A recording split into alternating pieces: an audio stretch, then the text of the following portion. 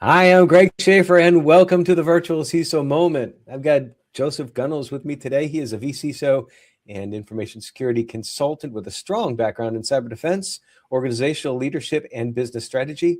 With experience spanning engineering, infrastructure, and governance, Joseph has helped organizations strengthen their security posture while aligning cybersecurity initiatives with broader business goals. Currently serving in a governance, risk, and compliance role, he brings a practical, results-driven perspective to modern security challenges and the evolving role of the vCISO. Joseph, welcome again to the Virtual CISO Moment. And I say welcome again because we had started this and I realized I hadn't hit record, and that doesn't work too well. So anyway, welcome back. Thanks, Greg. I appreciate it. So would love to hear your story. Start from the beginning about why you got into this field, how you got into this field, and then just bring us all the way up to today. Yeah, absolutely. Really, it kind of begins in college to an extent. As we're going through that phase of our life, trying to discern what industry we want to land in. We come in with maybe these grandiose thoughts of the job we're going to have, coming out of college. And obviously, I feel like most people I've talked to, there's a little bit of a humbling moment in that.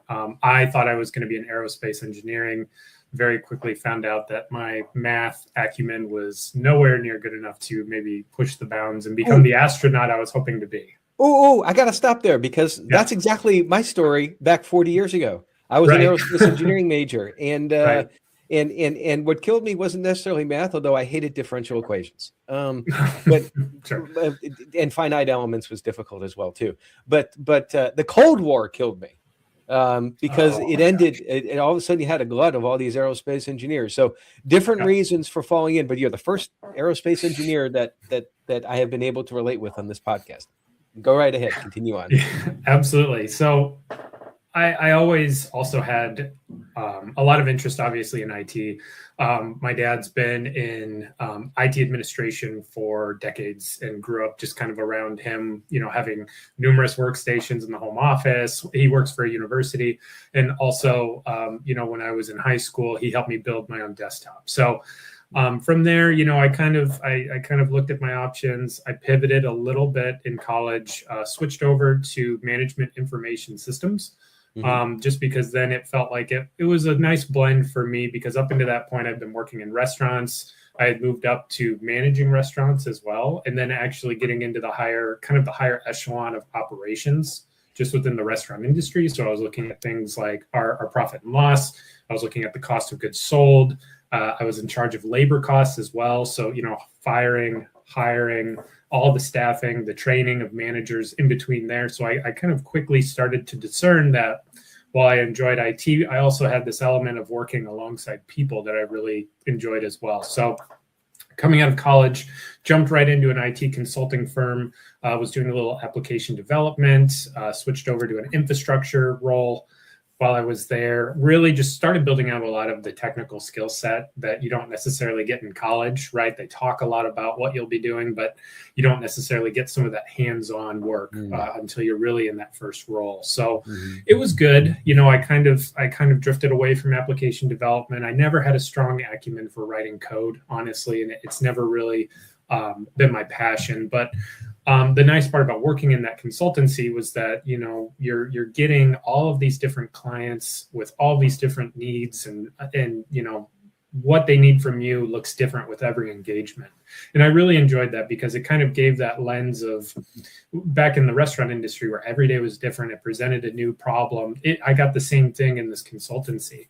And obviously too, when you're looking at the infrastructure side of the house and working deeply, within the technical stack that a customer is deploying, security is a mandatory conversation. It's not something you can gloss over. It's not something that you can just kind of turn a blind eye to. You can, just, not advisable, obviously. So I started to get deeper and deeper into, we're talking about secure configurations. We're talking about, what sort of GPOs we need to be pushing out to client environments. So that way, we're really making sure that we're doing the work we need for them, but we're also doing it in a secure manner. How do we go about that? And from there, I just kind of dove into that pool of understanding cybersecurity to a much deeper extent, to the point where I was like, I think this might actually be the direction I want to go.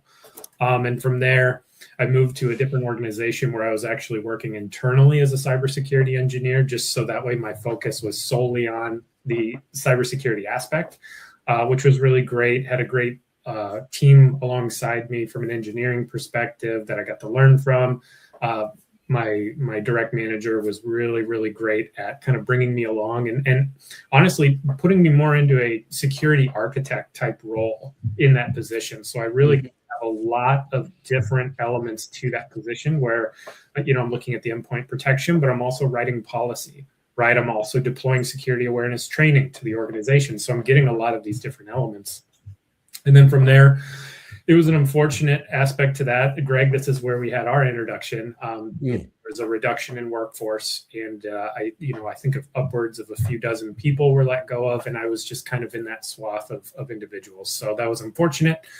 But, as you've kind of seen through our connection and through LinkedIn and all these other areas, I have been able over the years to build a good network around me, not just security professionals, but just the greater IT community as well within the state that I reside, the communities with which I do business.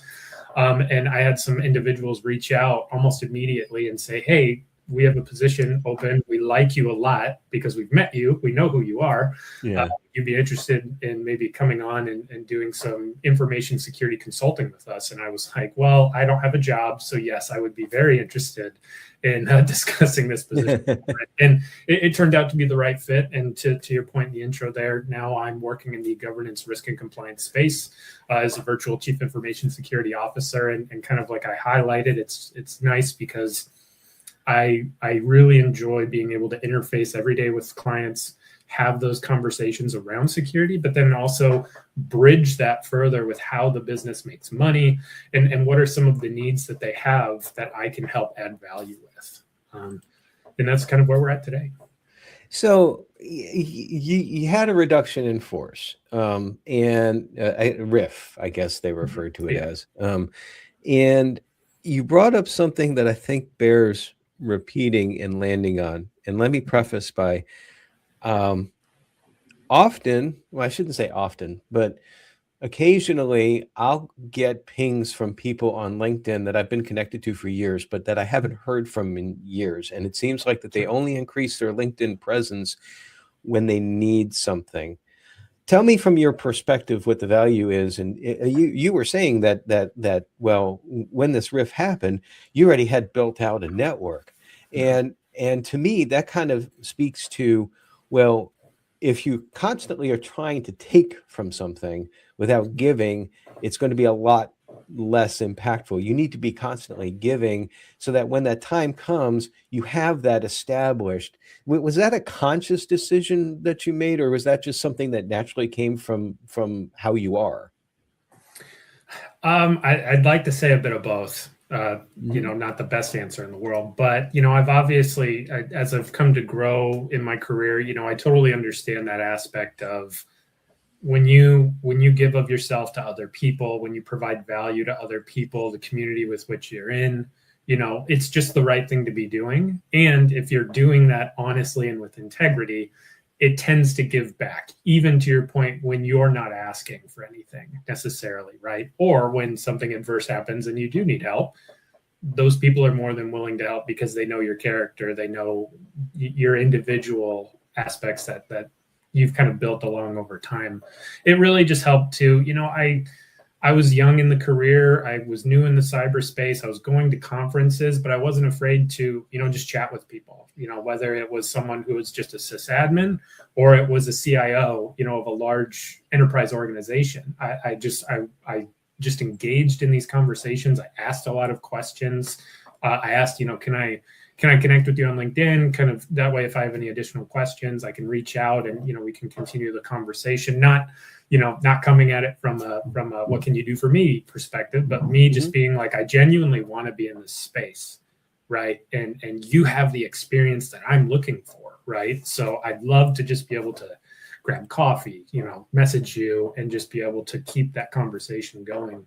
So that way, as I go through my career, I'm like, oh yeah, I spoke to somebody about this. I've already understood this situation, this risk, how other people have tackled it in the past, right? And then not only from that, but now where I'm at in my job now, I have this network of people that if I have a roadblock with a client or I have a roadblock in my own career, I have resources outside of the organization that I work that I can reach out. Someone like yourself, Greg, where I can, just ping you and be like, hey, I'd love your feedback on this, right? I'd love some of your own insight from your career as to how you approach this situation. And then from there, it's just value that we're exchanging at that point.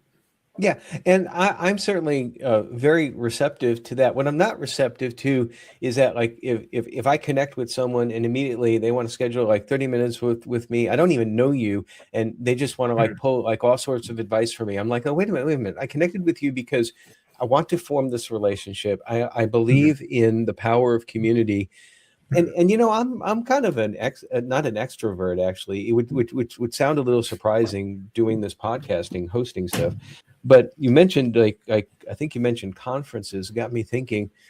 What I try to do at conferences is, like, when we have our downtime, we have like lunches and all that. You get people that tend to either congregate with folks they know, or they kind of sit off by themselves and eat their lunch. I try to go and find a table of folks that I don't know, and I just sit down. And usually it's like folks of, like, to me, sometimes it seems like that lunch table in high school, the outcast. I was one of them, that nobody wanted to talk to. And it's just like, well, okay, all the outcasts over here. So I'd sit down, I'd start talking with them. And at first you could tell it's a little bit uncomfortable, but then you get the conversation going because of the power of community. So, yeah, I totally agree with. I don't really have a question to follow up on that. I just wanted to emphasize that. I thought that was important. Sure. But I am curious, though, now that from the RIF and your new job, or your current job, I should say, you went from more the technical engineering side to the information security, risk, and governance side. And how was that transition? And did it flow naturally, or were there some areas that caused a little bit of speed bump, so to speak? It was pretty natural of a progression. Like I said, when I came on to that last organization in that cybersecurity role, it was pretty hands-on, pushing secure configurations and stuff like that. My manager at the same time, though, I think he probably evaluated what some of my strengths were at that time. And he shared this with me, obviously, in our like one-on-ones and our check-ins, that he was kind of thinking that I was going to be a little bit more of a security architect, maybe more so than that engineering role, right? Where it's more of a holistically looking at the security stack, looking at all the different elements of the organization, our third-party risk management, and how do we want to structure our layered approach, our defense in depth, around how we're doing things today. And while it was definitely, still hands-on, still technical in nature, it definitely started to push the bounds. And honestly, it challenged me a bit, because then I'm having conversations outside of the IT department. I'm having conversations with HR about how they're, bringing in new hires, how we need to provision them. I actually ended up getting into our new hire orientations as the security individual, to talk to them about phishing, to talk to them about password hygiene and things like that, because I felt, they're not going to read our acceptable use policy. They're going to scroll to the bottom, they're going to hit acknowledge, and they're going to be on their merry way. Or they're going to wait for the timer to time out and then hit acknowledge. Because sometimes 100%. Like, we try to be crafty and say, oh, you got to spend 10 minutes on this. Okay, well, the first 10 seconds I go to the bottom, then I just leave it there. I go look at something else, and then, hey, okay, now I can click. Yeah. Right, absolutely. So, and it was very impactful that way too, because all of a sudden, there's a face to a name, right? Exactly. They know me as the security individual, and I found that they actually felt a lot more comfortable reaching out to me personally and asking me questions like, hey, I got this thing that seems a little strange. Do you mind taking a look at it? And I'm like, yeah, it's my job. Absolutely, I can take a look at it. But I always like to joke that it took the Darth Vader element out of it, where, sometimes the security person is seen as like, the bad cop coming into the room, right? What'd you click on?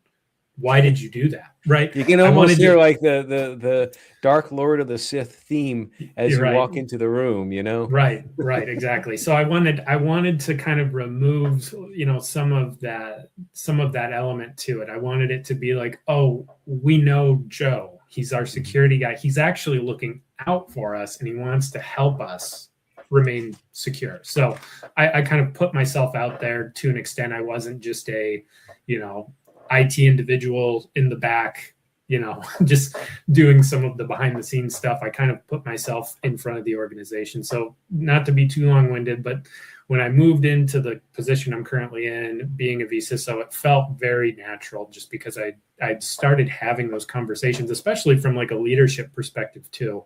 When we're talking about security exceptions and having, leadership sign off on that risk, I need to be able to articulate what's going on and why this risk, is maybe being incurred because of a business decision that leadership wants to make, right? So it kind of flowed. Obviously, learning curve to everything, right? I'm not saying I came in day one and I was a rock star, certainly not, but it definitely felt like a good transition. Well, you touched on what I think I like to say is like one of the most important skills that a security leader needs to have, and that's empathy. And that comes first from building relationships. And then when you build relationships, you start to understand the other person. If you open yourself up to understanding the other person, then as you go into the more leadership roles, you start to understand then the business. And I mean, why are they so concerned about this certain metric or what have you in the business? But so you're starting, like, let's just say that you're first engaging with a client as a vCISO, or you say vCISO. I mean, it's either. What are some of the common challenges that you see at that point, starting with a new client? Yeah, I'll give you the IT answer. It depends. But I thought the IT answer is, did you boot it? Did you right. it off and on? Yeah, right. Absolutely. I think what I've found pretty surprising is a lot of times, when we're brought in on an engagement, we're being brought in by the IT group, the IT team, whether it's a leadership level person or someone kind of as a middle manager within an organization. And like you've mentioned too in the other podcasts you've done, with you looking at small and the medium-sized businesses, right? So a lot of times when I come in, I'm working with like a director of IT, or I'm working with someone who's kind of that middle person between the boots on the ground and then the executive level leadership. And a lot of times when we come in, they're kind of like, we don't know what we don't know. And that's why we're hoping you can help us. Or they're very granular about what it is they need, where it's like, listen, we're doing a lot of things. Our team is busy. Our calendar's full. We have no policy and documentation behind anything we're doing. And we need you to just help spearhead that. And I'm like, copy that. That sounds good. But then some other times it's just more of it's a very consultative kind of conversation where it's like, well, okay, what do we have going on right now? What projects are in flight? And what are some things you guys are hoping to achieve? And from there, I try to just have this good back and forth dialogue, because a lot of times what I find is, the people that I'm working with, the IT individuals, tend to be a little removed from the rest of the organization, right? They're not necessarily thinking about things through a business lens. So it's difficult because they're a lot of times maybe a bit frustrated by decisions of leadership. They're frustrated by budgetary constraints, things not going as quickly and as easily as they want them to. And it's really just kind of about, well, how can I convey value to them and also help them along that process of, we need the organization to be married to whatever projects and decisions we're making, because it's not. And that's empathy all around. It's empathy for the business. It's empathy for the IT folks. It's understanding all that, and certainly trying to combine that all together. So I'm not gonna focus on that too much. You've already touched on some of this, but is there anything else from your point of view that you think is a characteristic that makes a good vCISO? Well, I think you definitely highlighted the empathy aspect, and that's obviously certainly important. I think just being willing, and you're right, I think I have hit on this a little bit already, but just kind of being willing to put yourself out there to an extent, right? When I get brought in on a lot of engagements, I ask the individuals I'm working with, let's look at the organization holistically, right? And this is especially happening, I feel like, within more of the healthcare industry as well, where it's moving to such a SaaS base when it comes to technology, right? Everything is software as a service. And, I'm asking them like, well, have you guys done any sort of due diligence? Have you reviewed this SaaS solution for, security risks, concerns, anything like that? And they're like, well, we're lucky if we're brought into that conversation. And it's like, okay, yeah, absolutely. And then it becomes also too, it's like, well, if a SaaS solution off an HR breaks, do you guys get looped into that conversation? And they're like, well, yeah, obviously we're IT, we're being brought in to fix things. And it's like, but you don't know anything about it. And they're like, correct. And I'm like, okay, we need to get a little bit more comfortable with putting ourselves in front of the organization and getting ourselves more face-to-face with these other business units, right? We're not just the help desk. We can't just be the people who ingest tickets and then reply to those tickets and say problems fixed, and then we never talk to anybody in the business units again, right? How do you think go ahead. I was going to say, how do you think the flood, if you will, of AI is going to change the delivery of virtual CISO services? It's a loaded question. It is. I'm not sure because obviously, I leverage AI every day. My clients have a varying level of AI adoption. They're looking to us, right, as kind of subject matter experts, because they're like, well, you're coming in as an IT and security leader. We need you to know what's going on. So part of the difficulty for us is remaining on top of what's going on currently in that world. And what I typically come to with my clients, though, at the moment is just, right now we're talking about just securing the organization from a foundational level, the blocking and tackling aspects, right? As great as AI is, there's some certain things we may need to address first: technical debt, policy, governance, perspective type conversations, right? Just to keep the lights on for the business. Can we use AI to leverage and maybe, do some things better? Absolutely. But right now it's a lot more of just a conversation around, we need additional awareness training actually for our staff, because not every organization is able to just block ChatGPT, block, Gemini from a foundation. And would you want to do that? Because you'd be taking away such a valuable tool for the business. And we always need to remember, whether it be in information security or in IT, that we exist to enable the business. And if we start like saying you can't have access to this, what do we become then? We become the Darth Vaders. We become the Office of No. Exactly. So that's never good.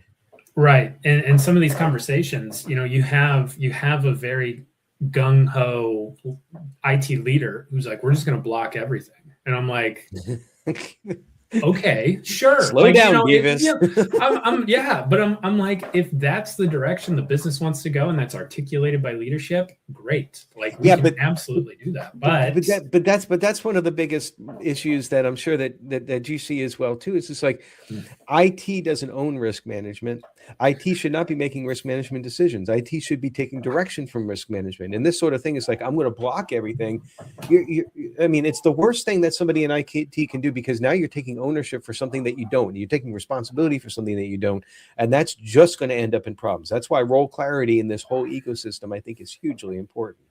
Greg, that is the conversation I have almost every day with almost every client. I hear you, brother.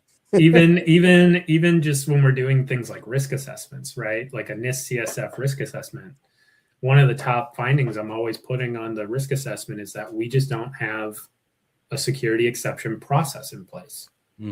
Yeah, change management. There is none. Exactly. It's the developers want to bring in an outsourced developer to help push their project through. Okay, great. Well, wait a minute. This individual needs inappropriate access, overprivileged access to our environment.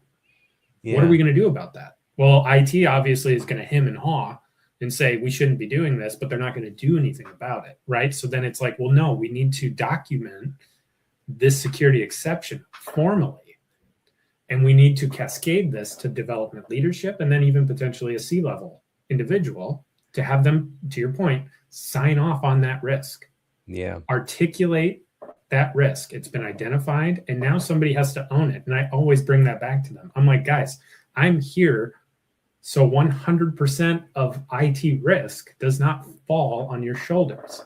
You're going to be brought into every IT fire to help put it out because you are a firefighter, quote unquote.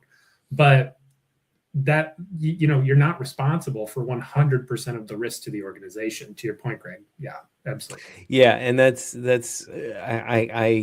I am holding myself back from walking down that path because I know we're time limited, but maybe we'll have that discussion a little bit further in another episode, because the whole idea about risk ownership and change management and proper processes, it's like, I know that it seems like overkill, or it seems like bureaucratic minutia to some organizations, but it is so that I think, if I was to encapsulate one aspect that makes a good vCISO and a good CISO in general, is the ability to see like 4 or 5 steps beyond.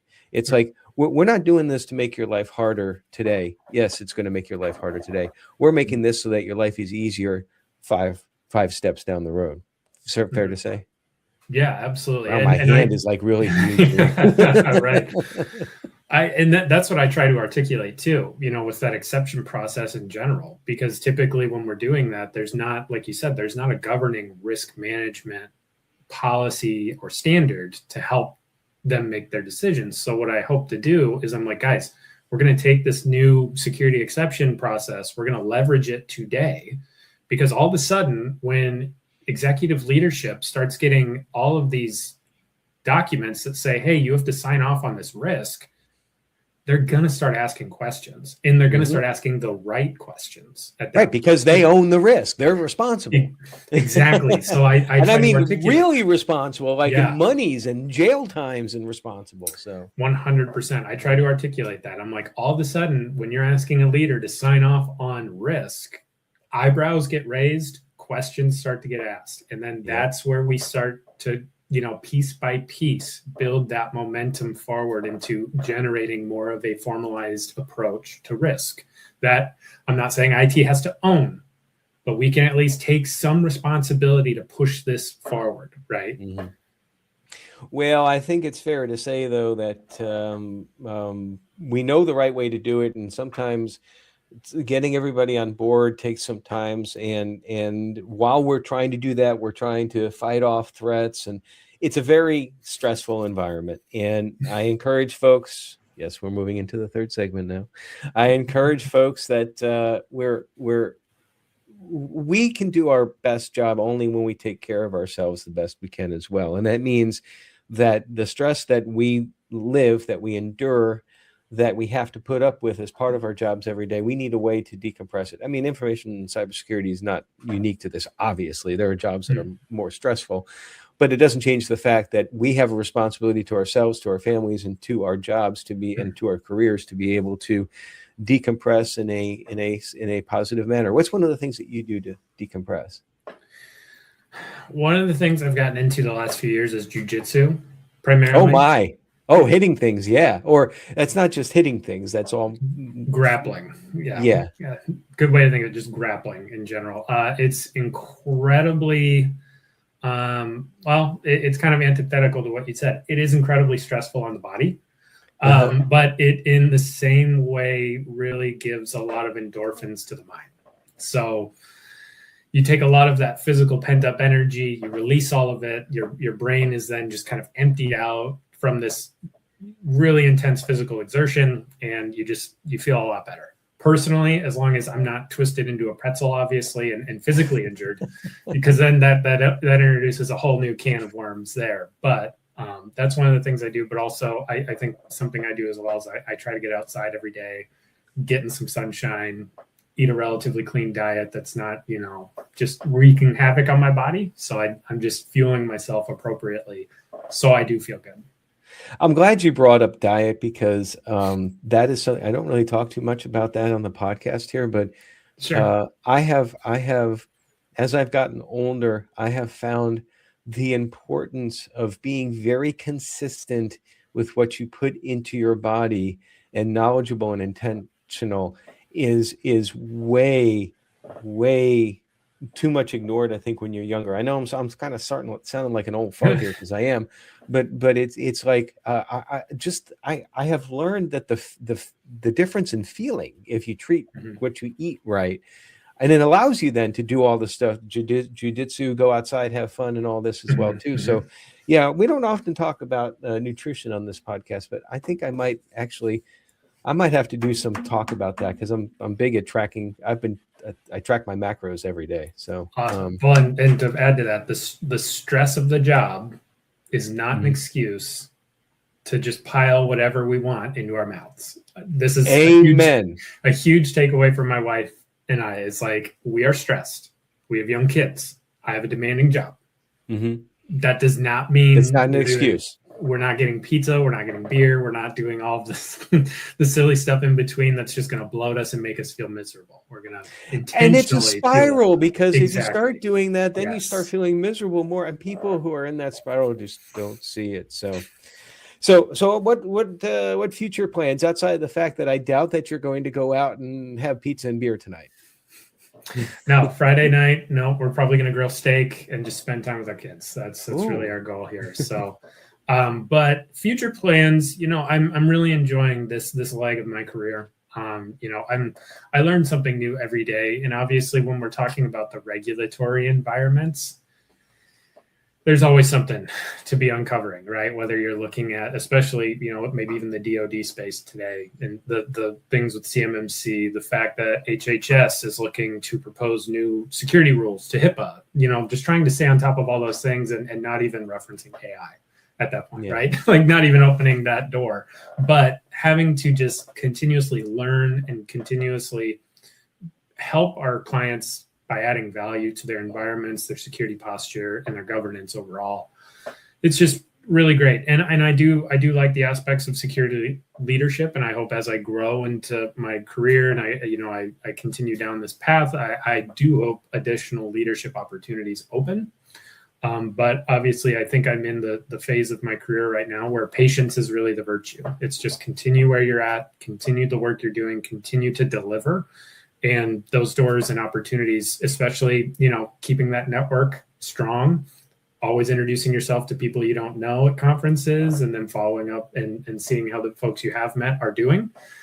Those opportunities really just start to happen organically, I think, because you just continuously add value to all of these other people's, lives and in the industries that you're working in. So you're thinking that a chief information security officer role, that's what you're working towards? I like that idea, but like I said, whether it's in the cards or not, I am happy with where I'm at today. But should the opportunity come knocking, I always like to open that door and see where it might take me. Well, I want to end the podcast a little bit different because during this conversation, and I constantly kept on thinking about something. For the longest time, and certainly this was true when I first started in the virtual CISO world, virtual CISOs were those who were chief information security officers that decided to then do their services part-time. There wasn't such a thing beforehand. There was no sorts of trainings. There was no sort of career path to a virtual CISO.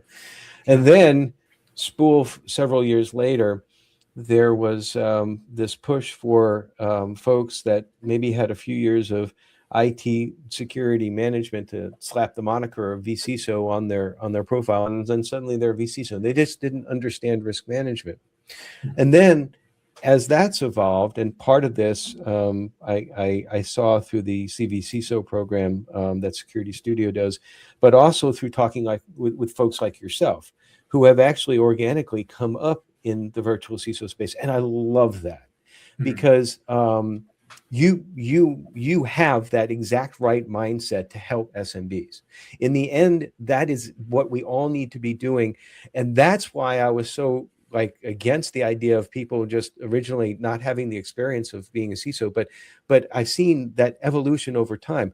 You are the future, not to sound too overly dramatic on that, but one of the things that me and my CISO to vCISO colleagues have talked about over the years is how are we going to sustain this? We got all these SMBs out there that need this sort of quality advisement, and how is that going to happen? Because the model's broken. There aren't enough CISOs to do vCISO stuff. I love talking to folks like you. And that's one of the reasons why I wanted to speak with you, because I saw that risk management mindset in your posts and in some of our discussions. So I just want to say thank you, not just for coming on the podcast, but for doing what you do and for helping to grow and evolve the industry so that ultimately we are helping the smaller size businesses. Kudos. That's wonderful. Oh, thank you, Greg. And obviously too, through this journey, I've been able to connect with individuals like yourself, and it's been super worthwhile. And everybody's been, incredibly gracious with their time, with their advice, everything in between. So thank you for having me on. Well, I appreciate your time, and everybody stay secure.